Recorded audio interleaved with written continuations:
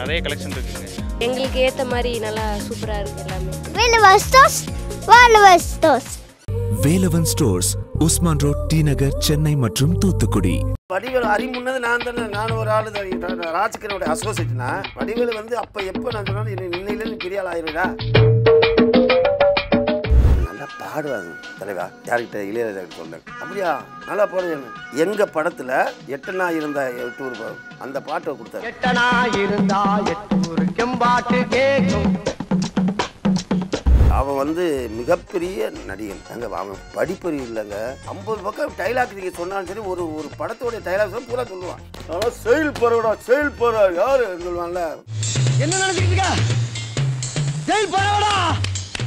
Captain அவர்கள் வந்து நம்ம வைகை புயல் பத்தி கேட்பாரு அவங்க கிட்ட, இந்த பிரச்சனைகள்லாம் நடந்ததுக்கு அப்புறம். நல்ல நடிகன், எப்படி மனசு நடிக்காம இருக்கக்கூடாது. 2013 சொல்றாரு. அப்புறம் வடிவேல் கிட்ட போய் சொன்னேன் இந்த மாதிரி. அண்ணன் சொன்னாரு அவனை கேட்டு வரும்போது இவன் யாரு, இவருக்கு முன்னாடி அவர் தாண்டி குழந்தைகள் போச்சு யாரு பேரா வைப்பா. என் பேரை இஞ்சிலா வச்சுக்குவா. திடீர்னு பிள்ளை பிறந்தா யாரோட பேரை இஞ்சிலா வைப்பேன். என் பேரை இஞ்சிலா வைப்பா. உன் பேரு என்னன்னு சாராப்பவே இது நல்லா இருக்கு பார்த்துக்கிட்டான் வடிவேலு. இவ்வளோ சிறப்பான ஒரு கலைஞர் எந்த இடத்துல சறுக்க ஆரம்பிச்சாரு? அந்த சறுக்கல் ஆரம்பிச்சது வந்து அவனுக்கு வந்து சினி உலகம் நேயர்களுக்கு வணக்கம். இந்த ஒரு ஸ்பெஷலான இன்டர்வியூல நம்ம கூட யார் இருக்கிறார் அப்படின்னு பார்த்தீங்கன்னா, அண்ணன் சாரப்பாம்பு சுப்புராஜன் இருக்காரு. வணக்கம் அண்ணா. வணக்கம். எப்படி இருக்கீங்க? நான் ரொம்ப ஹாப்பி நான் உங்களை இன்டர்வியூ எடுக்கிறதுக்கு. ஆமா, நான் ரொம்ப நாளா டிவியில பார்த்து கதற சிரிச்சிட்டு இருந்தோம் எல்லாருமே. ஸோ இப்போ இந்த இப்ப சிரிக்கிறீங்களா இல்லையா? ஆமாம், இப்பயுமே என்னால் கண்ட்ரோல் பண்ண முடியல. பட் நம்ம இன்டர்வியூல ஸோ நிறைய கேள்விகள் இருக்கு உங்ககிட்ட கேளுங்க. கண்டிப்பா நம்ம வைகை புயல் சாரை பத்தி கேட்டாகணும். நீங்க பேசும்போது மட்டும் ரொம்ப உரிமையாவே வாடா போடா அப்படின்ற மாதிரி தான் பேசுறீங்க. நிறைய பேர் வடிவேல் சார் பத்தி பேசும்போது, அதாவது வடிவேல் அறிமுன்னது நான் தானே. நான் ஒரு ஆளு ராஜ்கிரனுடைய அசோசியேட்னா வடிவேலு வந்து அப்போ எப்போ நான் சொன்னாலும் இன்னையிலேருந்து பெரிய ஆள் ஆயிருடா சொன்னேன். அன்னையிலேருந்து போடா வளர்ந்தேன். அவனே சொல்லுவான் வடிவேலு என்ன வடிவேலு வங்கி வாங்கலை ஏன்னா இந்த மாதிரியெல்லாம் சொல்லாத, நீ எப்பவும் கூப்பிடுன்னு சொல்லுவாப்புல. வாடா வடிவேலு சொல்லுவேன். எல்லாருக்கும் முன்னாடி எல்லாரும் எங்கள் ராஜ்கிரனே வந்து பேட்டி கொடுக்கும்போது சொல்கிறாரு, இந்த சுப்ராஜ் வாய் துமுர் ஓவரு, அவனை வாடா போடா வந்து இன்னமும் சொல்கிறான், வாங்க போன்னு சொல்ல மாட்டேங்கிறான்னு. எவனோ இந்த ஊரில் ஒருத்தர் சிங்கராசா நம்ம பொண்ணை புக்க கொண்டு போயிட்டான். ஸ்பாட்ல நான் இருந்திருந்தா ரணகலமா இருக்கும். அவன் வந்து மிகப்பெரிய நடிகன். உலகத்திலே நான் பார்த்ததுல இந்த மாதிரி அவன் படிப்பறிவு இல்லைங்க. 50 பக்கம் டைலாக் நீங்கள் சொன்னாலும் சரி, ஒரு ஒரு படத்தோடைய டைலாக் பூரா சொல்லுவான். வாங்கிட்டு எல்லாருக்கும் சொல்லுவாப்புல. என்ன அருமையான நடிகன் உலகத்தில். அந்த அவன் இல்லைன்னு ரொம்ப வேதனை இருக்குது. நம்ம இப்போ அவன் வந்து நடித்தவரை நான் நினைக்க மாட்டேன் நான் கூட. ஆனால் அவன் இல்லைன்னா எல்லாருமே ஒரு இன்னைக்கு காமெடி நடிகரே இல்லை. அந்த சிரிப்பு வரல. அவன் ரொம்ப வேதனை, எனக்கு வேதனை. வடிவேலு வந்து நான் அங்கே இருக்கும்போது என் பேச்சை கேட்பாப்புல, இந்த மாதிரி செய்யாரு. இப்போ யார் சொல்கிற ஆள் இல்லை. அதனால் இந்த இதெல்லாம் கேட்டுக்கிட்டு இருந்தாங்கன்னா யாராவது சொல்லி போய் அவனுக்கு புத்திமதி சொல்லுங்க. அவன் வந்து நடிக்கணும். அதான் திரும்ப வா தலைவா, வா வா வா கிளம்பி வா. அதனால் வடிவேலு வந்து நான் சூரியராஜன் கூட வேலை செஞ்சுருக்கேன். நான் உதவி இயக்குனராக இருந்திருக்கேன். அடுத்து நாகேசனு கூடவும் இருந்திருக்கேன். அடுத்து தங்கவல்லனை விக்கியார் எல்லாருக்கும் ஒரு பேர். இப்போ சினகராஜ், இந்த கவுண்டமணி செந்தில் தான் அதிக படம் ஒர்க் பண்ணியிருக்கோம். அதுக்கு பிறகு வந்த நடிகரில் வடிவேலு ஸ்கோரா எல்லாத்தையும் தூக்கி சாப்பிட்ற அளவில் வந்துட்டான். அதனால அவன் வரணும். இப்போ சூரியராஜன் தான் அவன் என்ன சிவராஜே ஒரு வாடிக்கை. கவுண்டர் செந்தில் பயங்கரம். என்னப்பா அவனையெல்லாம் கூட்டிகிட்டு வந்தேன் என்ன இப்படி தான் சொல்லுவார். அவன் வடிவேலு சாரை கூப்பிட்டு வந்தது. ஆமாம், ஏன்னா அவனையெல்லாம் எதுக்கு நான் கூட்டிகிட்டு வந்தேன் இது இப்படி தான் சொல்லுவார். அதனால் வடிவேலு மிகப்பெரிய அப்புறம் போகிற ஒரு காலகட்டத்தில் வடிவேலு நல்லா நடிக்கிறான்னு சொல்லுவார் அவர். வடிவேலு சிறப்பு மிகுந்த நமக்கு கிடைச்ச பொக்கிஷம். உண்மையிலே எல்லா மக்களுக்கும் கிடைச்ச பெரிய பொக்கிஷம். அந்த பொக்கிஷம் அழியக்கூடாதுல்ல. என்ன ஒரு அரண்மனை மாதிரி ஒரு வீடு மாதிரி இருக்கிற அந்த அரண்மனை வீடே அழியக்கூடாது. அந்த எப்பவும் பார்த்துக்கிட்டே இருக்கணும், அந்த அழகை பார்க்கணும். அதனால வடிவேல்கிட்ட சொல்லிடுறீங்களே. சூப்பர்ண்ணே. அண்டு நீங்கள் இந்த ராஜ்கிரண் சார் ஆஃபீஸு இந்த விஷயங்கள்லாம் பேசும்போது ஒரு ஃபோட்டோ ரீசெண்டாக கூட பார்த்தோம். வடிவேல் சார் ஒரு ஓரத்தில் நின்றுட்டு இருப்பார், ரொம்ப ஒல்லியாக இருப்பார். ஸோ எப்படி அந்த ஆரம்ப கட்டத்திலே உங்களுக்கு தெரிஞ்சது இவர் பெரிய ஆளாக வருவார் அப்படி? அதாவது நாங்கள் ஒரு கல்யாணத்துக்கு போயிருந்தோம். இளங்கோன்னு ஒரு பையன். அவன் எப்போ பார்த்தா ராஜ்கிரண் சாருக்கு, நான் ராஜ்கிரண் படம் 13 வருஷமாக அவர்கிட்ட ஒர்க் பண்ணியிருக்கேன். எல்லா படம் தான் நான் தான் கோ டைரக்டர். அந்த பையனுக்கு வந்து கல்யாணம், அந்த பையனுக்கு கல்யாணத்துக்கு போயிருக்கோம். நாங்கள் போய் பாண்டியன் ஹோட்டலில் தங்கியிருக்கிறோம். அப்போ இந்த வடிவேலை கூட்டிக்கிட்டு கல்யாணம் லேட்டாக 11 மணிக்காது, இன்னைக்கு காலையில் இந்த வந்து இந்த கதை சீன் சொன்னப்போ வடிவேல் விருத அசோசியேட்டரு இதுன்னு நம்மளுக்கு வந்து சொன்னான். சீன் சொல்லும்போது அந்த நீ சும்மா இருந்தால் ஊர் சும்மா இருக்கும், ஊர் சும்மா இருந்தால் நீ இருக்கா விழுவான்ல. ஏன்னா சவிக்கு ஏன்னா கேட்குற ஏன்டே ஒன்று சொல்லிட்டாரு சொல்லாமல் இருக்கு, அது ஏன்னா கேட்குற என் பொண்டாடி செத்து போச்சு. அப்போ தான் இது அவன் சீன் தான் அது. அல்ல என் பொஞ்சாய் செத்து போயிட்டாலே. அட பாவமே எப்படா செத்தா? அந்த கொடுமையை வாயால எப்படின்னே சொல்லு. சரி சொல்லாம போ. உங்ககிட்ட சொல்லாம அந்த நாய் வேற யாருக்கிட்டனே போய் சொல்லு. சரி சொல்லு நாயே. அந்த கொடுமையை வாயால எப்படின்னே சொல்லுவேன். அண்ணா சவிக்கமாக இருக்கீங்களா? நான் கால்ரா ஹாஸ்பிட்டலில் வரேன், சவிக்கமாக இருக்குன்னு அந்த ராசா மனுஷன் பார்த்தீங்கன்னா அதை 3-4 சீன் அவன் நல்லா செயல் போகிறவிடா செயல் போகிற யார் சொல்லுவான்ல பாரதிராஜ படத்துலலாம், அதெல்லாம் அவன் சீன் தான். அதெல்லாம் ஏதோ ஒன்று இருக்குடா அவனுக்கிட்டேன்னு. டேய் நீ பயங்கரமாக வரப்போறாடா, இன்னையிலேருந்து ஒரு கஷ்டம்லாம் ஒன்றுமே இருக்காதான்னு சொல்லுவேன். என்ன நினைச்சிட்டு இருக்க? ஜெயில் போறவடா வாணே போலாம். என்ன ஏன்டா அடிச்ச? இளையராஜா கிட்ட காட்டும்போது இந்த பையன் யாரான்னு கேட்டார். இவன் நல்லா பாடுவாங்க தலைவா. யார்கிட்ட? இளையராஜா கிட்ட சொன்னேன். அப்படியா நல்லா பாடுவேன்னு. எங்கள் படத்தில் 8 நாள் இருந்த டூர் போகிறோம் அந்த பாட்டை கொடுத்து அப்போ தேவர் மகன் வந்துருச்சு. தேவர் மகன் அங்கே அந்த நாங்கள் அரமனைக்கில் எடுத்துக்கிட்டு இருக்கோம், தேவர் மகன் எடுத்துக்கிட்டு இருக்காங்க.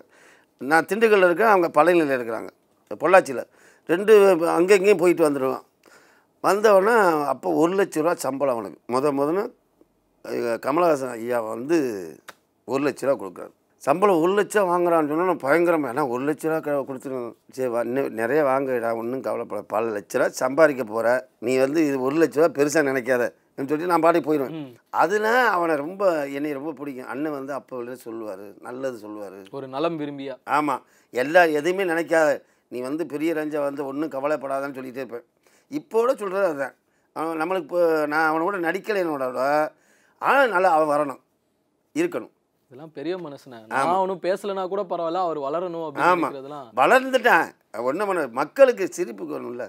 அந்த ஸ்பாட்லேயே என்ன நடக்குது ஏது எந்த டேரக்டருக்கும் தெரியாது. உங்கள் டீம் தான் அது. ஆமாம், என்ன பண்ண போகிறீங்க, ஏதை பண்ண போகிறீங்க, எது ஃபஸ்ட் ஷாட் எது செகண்ட் ஷாட் இல்லைங்க, நான் தான் ஆறா சொல்லுவேன். அண்ணனை கேட்டுக்குன்னு சொல்லுவாங்க. அவை நம்ம இருக்கும்போது ஒன்றும் கவலைப்பட மாட்டான். பட் இதெல்லாம் அண்ணனை கேட்டுக்க, அவர் தான் டேரக்டர் டிபார்ட்மெண்ட்டு சொல்லலாம், நீங்கள் பார்த்துக்கிட்டு. அதனால எதாக இருந்தாலும் எப்படி இருந்தாலும் தம்பி வடிவேலு மிகப்பெரிய எங்களெல்லாம் இன்றைக்கி நாளாக இங்கே இவ்வளோ தூரம் தெரிஞ்சது. நான் இன்றைக்கி 580 படத்துக்கு மேலே நடிச்சிருக்கேன். அவங்க கூடவே 180-170 படம் பண்ணியிருக்கோம். ஆனால் இந்த முகம் தெரிஞ்சது நான் மட்டும் இல்லை, என்னை சார்ந்த அத்தனை நடிகரும்.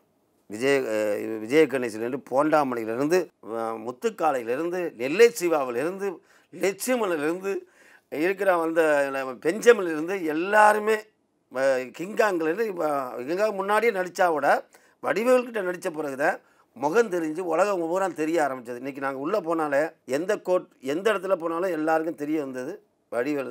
அந்த பாக்கியம் பூராமே அவனுக்கு சேர்ந்தது. நிறையா பேருக்கு அடையாளமாக இருந்திருக்கு. அடையாளம், பெரிய அடையாளம். ஒவ்வொரு சீனும் இப்படி பேசும்போது ஒன்று டெவலப். சும்மா அப்படி பேசிக்கிட்டு இருக்கிறத நீ எதுக்குமே சரிப்பட்டு வர மாட்டான்டான்னு சொல்லிட்டுல, இப்படியே ஏன்னா இவன் சரிப்பட்டு வருவானா, இவன் அதுக்கெல்லாம் சரிப்பட்டு வர மாட்டான்டா சொல்லுவோம். இப்படி சொல்லிக்கிட்டு அதை சீன் ஆகிட்டோம்.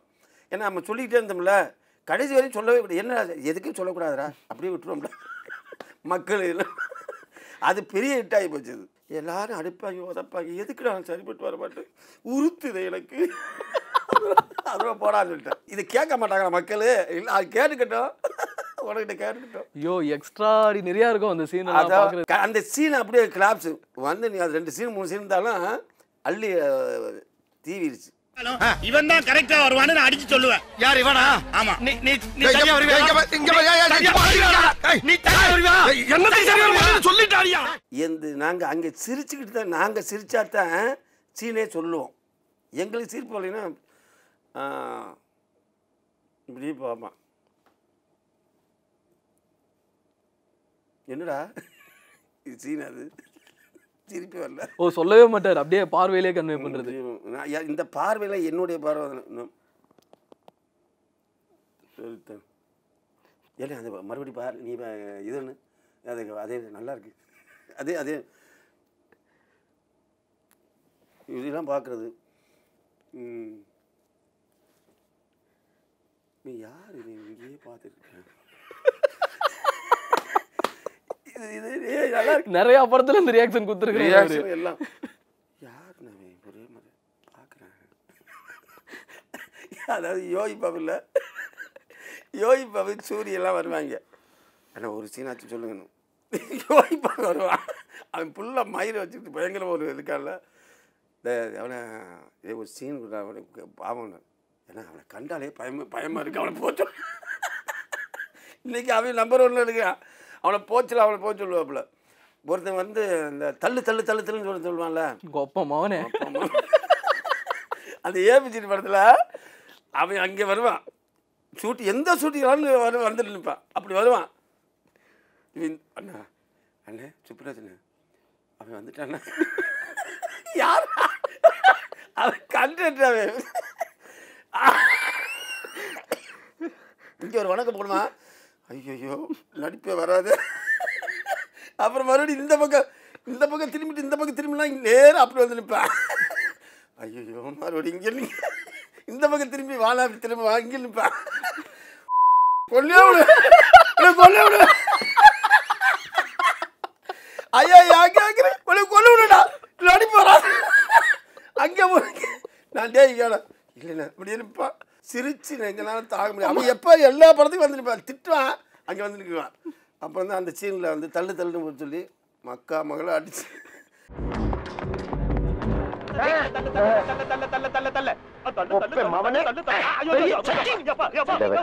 இந்த வாரம் ஃபுல்லா நான் வேலை தேடணும். அந்த அந்த ஃபிலிம் சீட்டில் தான் நடந்தது. அங்கே அவன் நிறைய பேர் அவனுக்கு பிடிக்காத ஆளுங்கெல்லாம் இப்படி பண்ணாலும் இவன் ஆரம்பிச்சிடுவான். ஆகா வந்துட்டாங்க இல்லை எந்த சீனாக இருந்தாலும் கட் பண்ணக்கூடாதுன்னு சொல்லிடுவான். பிளீசிங் இந்த இடத்துல டைலாக்னா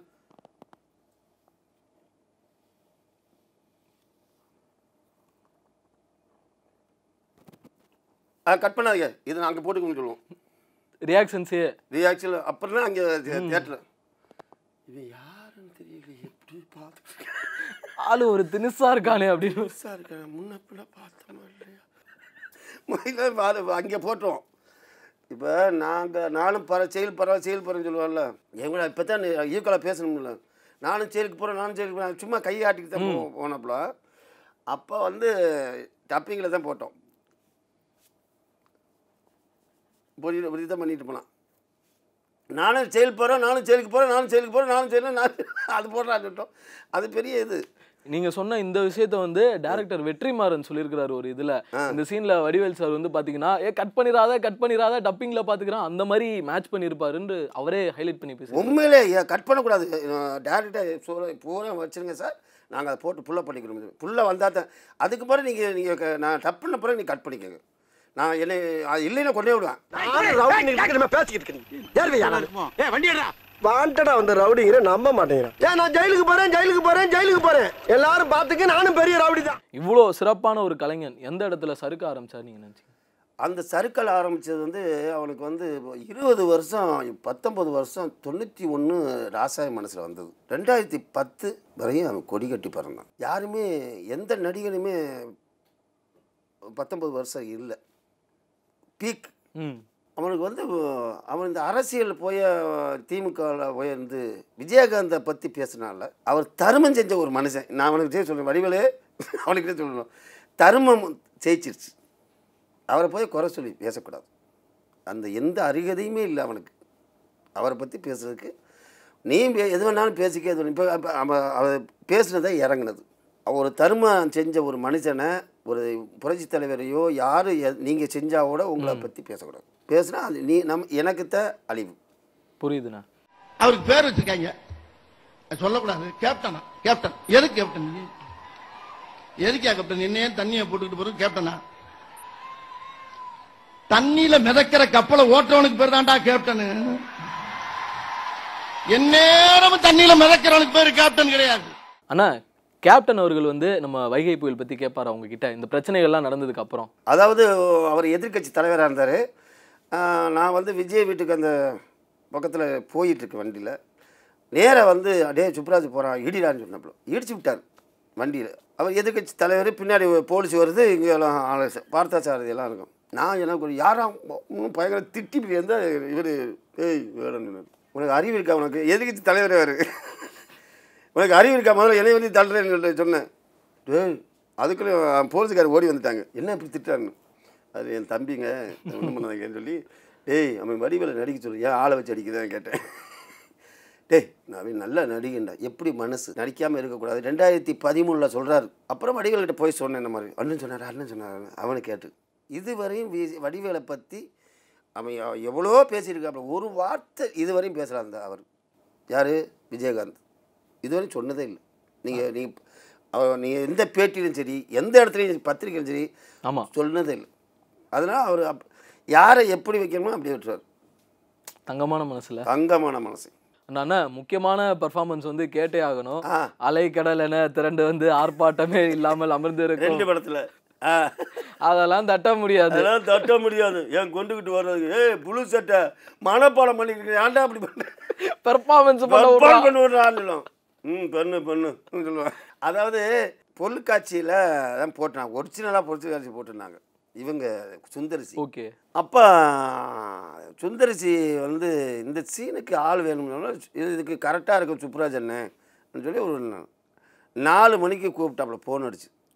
நாங்கள் போனோன்னே அந்த ஃபஸ்ட்டு சீனு சொன்னாப்புல மனோ சொன்னான். இவர் சுந்தரிசி அண்ணே உங்கள் ஸ்டைலுக்கு பண்ணுங்கண்ணே சொன்னாப்புல.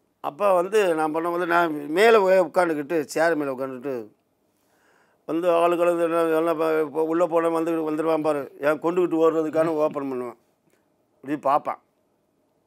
உங்கள்கிட்ட இருக்க காசு பணத்தை போல மொத்தமாக அள்ளி கொடுத்தீங்கன்னா எடுத்துக்கிட்டு ஓடுறதுக்கு பெர்ஃபார்மன்ஸ் பண்ண வர்றா பல்லு சூப்பர்ண்ணா. அப்புறம் அப்படியே அந்த நம்ம சாரப்பாம்பு சாரப்பாம்பு தான் உங்களுடைய அந்த ஒரு நக்கலான மாடுலேஷனும் அவருடைய ரியாக்ஷன்ஸும் அது எப்படி அந்த ஒரு காம்போவே. அப்போ வந்து நான் அனிமல் பேராக வச்சா நல்லா இருக்குன்னு சொன்னேன்.